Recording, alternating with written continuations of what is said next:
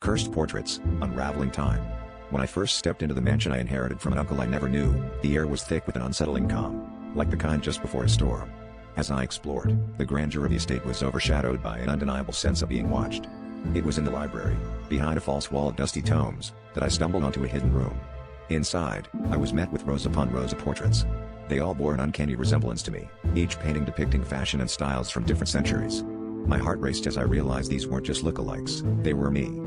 Each portrait had a date and a brief description scrawled at the bottom, but none of them made any sense. The earliest one was dated 1678, portraying me in a period gown, the eyes following me with an almost knowing gaze. As I moved from frame to frame, I felt a strange connection, as if these versions of myself were trying to communicate something crucial. The last portrait was unsettlingly current. It showed me in the very outfit I wore that day, and beneath it, the date was marked with tomorrow's date. I spent that night in the library, poring over journals and letters left behind by those who seemed to know my face. They detailed the lineage of individuals who mysteriously vanished, only to reappear in these portraits. Each story ended the same way, with the subject disappearing a day after their portrait was painted. Panic gripped me as I realized the significance of tomorrow's date. I was next. Desperate to break the cycle, I called an art historian, hoping they might have answers.